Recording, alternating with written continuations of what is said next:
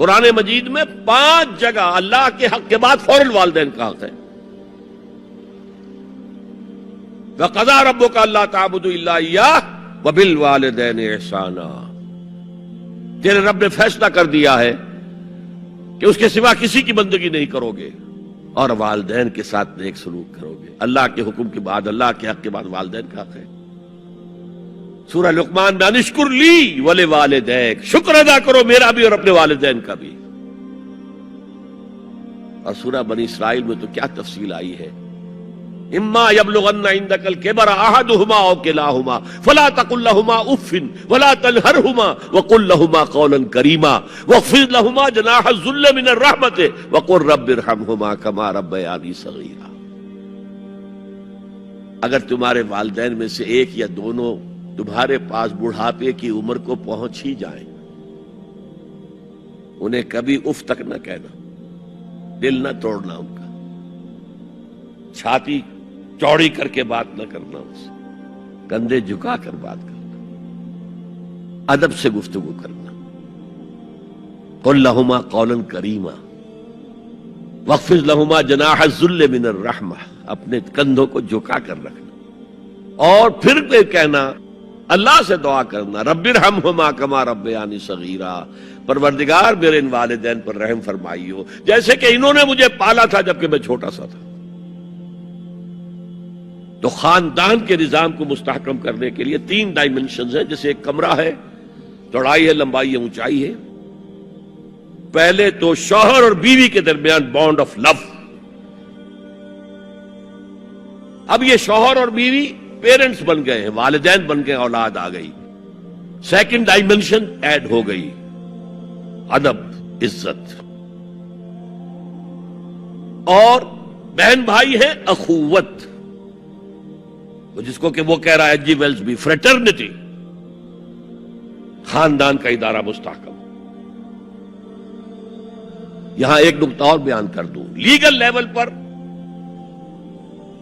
بیوی کے حقوق کم ہیں، شوہر کے زیادہ. الرجال قوامون علی النساء، سیدھی سیدھی بات ہے اور ہمیں ڈٹ کر کہنا چاہیے. اس سے زیادہ معقول بات کوئی نہیں. کسی ادارے کے 2 سربراہ برابر کے اختیارات والے نہیں ہو سکتے. لیکن اخلاقی طور پر جو ماں کا حصہ ہے، باپ کا حصہ اس سے 1/3 ہے. قرآن مجید میں آیا ہے نا، حملتہ امہ وہنا علی وہن وفصالہ فی عامین ان اشکر لی ولوالدیک. اسے اٹھائے رکھا اس کی ماں نے اپنے پیٹ میں، کمزوری پر کمزوری جھیل. کمزوری تو ہو رہی ہے، اس کا خون چوس رہا ہے اندر، جونک جو ہے وہ چوس رہی ہے خون اس کا. اور سب ماؤں کو تو اتنی نرشمنٹ موجود نہیں ہوتی کہ آپ پریگننسی میں اس کے لیے ضروری نرشمنٹ فراہم کر دیں.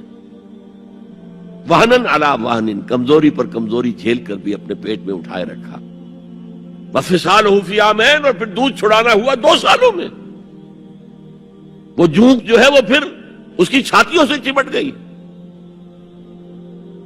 لہذا اس کا حق 3 گنا زیادہ ہے باپ سے. ایک صحابی حضور سے پوچھتے ہیں، حضور میرے حسن سلوک کا اولین مستحق کون ہے؟ فرمایا تمہاری والدہ. پھر پوچھا ان کے بعد کون؟ پھر کہا تمہاری والدہ. پھر پوچھا ان کے بعد کون؟ پھر کہا تمہاری والدہ.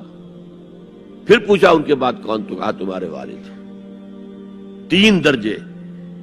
اور یہ جو فرمایا الجنت تحت اقدام الامہات، جنت تو ماؤں کے قدموں تلے ہے، یہ باپ کے بارے میں تو نہیں فرمایا. یہ ہے ایکویشن، بیلنس. اسلام قسط کی بات کرتا ہے، انصاف کی بات نہیں کرتا. انصاف تو یہ کہ آدھی روٹی ادھر دے دو، آدھی ادھر دے دو. انصاف ہے، یہ اچھی چیز ہے. یہ قسط یہ ہے کہ بوجھ اٹھانا ہے تو جو زیادہ قوی ہے اس کو زیادہ بوجھ دو اٹھائے، اور جو کمزور ہے اسے کم بوجھ دو. یہ قسط ہے. تو اسلام نے عورتوں پر ذمہ داریاں کم رکھی، ان کے اختیارات کم رکھے، لیکن اولاد پر حق मां का 3 दर्जे फाइक रखा, और इससे वो खानदान का इदारा जो है मुस्तहकम होता है। दीन की बात फैलाना सदक़े जारिया है। सवाब की नीयत से वीडियो को शेयर जरूर कीजिए। जज़ाकल्लाह।